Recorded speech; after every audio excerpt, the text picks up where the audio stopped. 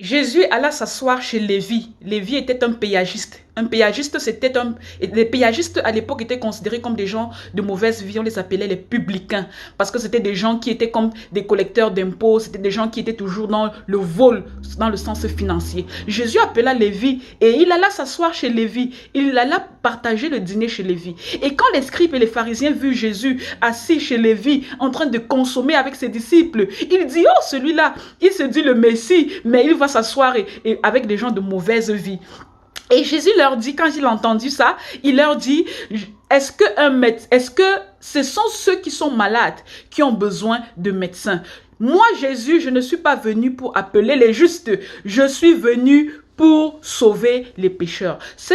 Ce message, c'est pour toi aujourd'hui, mon frère, ma soeur. Parce que les gens t'ont fait croire que tu n'es pas digne de l'amour de Christ. Les gens t'ont déjà vu dans ta façon de vivre, dans tes faiblesses. Ils t'ont déjà mis une étiquette. Celle-là, elle n'ira nulle part. Celle-là, elle ne peut pas chanter dans cette chorale. Elle est trop impure. Elle a déjà fait un enfant alors qu'elle n'est pas encore mariée. C'est une prostituée, elle sort avec les maris des gens. On t'a collé une étiquette selon ton passé. Parce qu'avant de connaître Jésus, tu étais d'abord quelqu'un d'autre. On t'a collé une étiquette. C'était un bandit, c'était un violeur, c'était un voyou. On te ferme toutes les portes. On te ferme même les portes des églises. Quand on accepte que tu viens dans une église, c'est quand tu t'assois, c'est pour te juger. C'est pour te juger parce qu'ils pensent que ils sont peut-être mieux. Non, tu ne dois pas rentrer à la maison. Tu ne dois pas te cacher.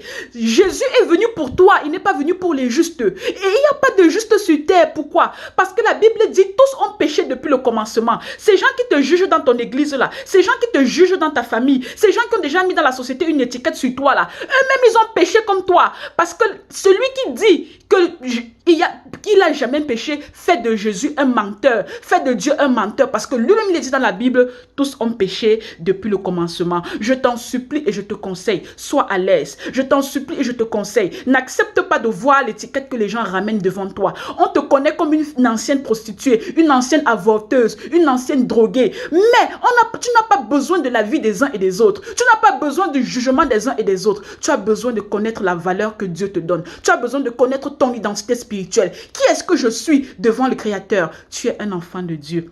Tu es une sauvée par grâce. Tu es une élue du royaume. Tu es une invitée à la table des noces. Ça ne te décourage pas. Ne te décourage pas. Ceux-là qui veulent te juger là, ces mêmes pasteurs même qui font l'erreur de te juger, de te condamner là, ceux-là ne sont pas meilleurs que toi. Jésus est venu pour toi. Exactement toi là qui m'écoutes te parler. Je ne veux pas que tu te suicides. Je ne veux pas que tu te suicides à cause de la discrimination des uns et des autres. Je ne veux pas que tu descendes dans la dépression, dans la tristesse, dans l'aigreur, dans la colère parce que la société t'a mis une étiquette et t'a fait croire ce qu'il ne fallait pas. Je veux que tu restes avec la tête droite et debout. Je veux que tu acceptes ton identité. Parce qu'une fois accepté l'identité que tu as aujourd'hui en Christ, tu pourras l'assumer et transmettre ça à l'extérieur.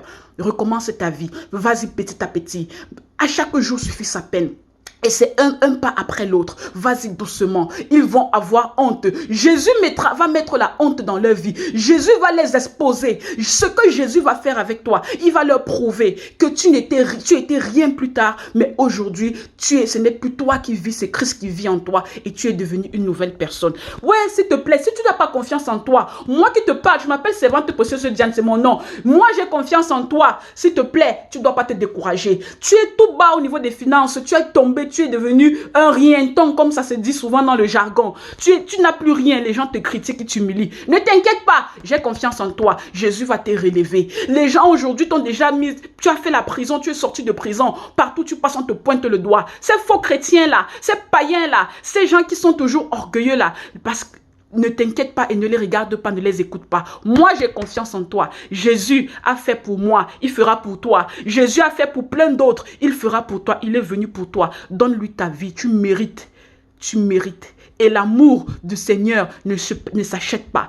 Tu n'as rien à faire pour acheter l'amour de Jésus. Il t'a aimé le premier. Tu ne peux pas l'aimer plus que lui t'a aimé. La seule chose que tu as fait, c'est de disposer ton cœur pour accepter de voir et de vivre l'amour de Jésus dans ta vie. Ne regarde pas. Ferme tes oreilles par rapport à ce qu'on dit. Concentre-toi sur la parole de Dieu. Concentre-toi sur ce que tu veux pour ton futur. Ton futur, c'est de voir ta place dans le paradis céleste. C'est de vivre une vie décente parce que Dieu nous donne à chacun de nous des occasions de se relever. Ton occasion de te relever est arrivée. Ton jour de commencement est arrivé. Reste la tête élevée. Tu seras demain un témoignage vivant de ce que Jésus a fait pour toi. Que la paix du Seigneur Jésus soit votre partage à vous tous. Je suis la servante de Dieu, Précieuse Diane.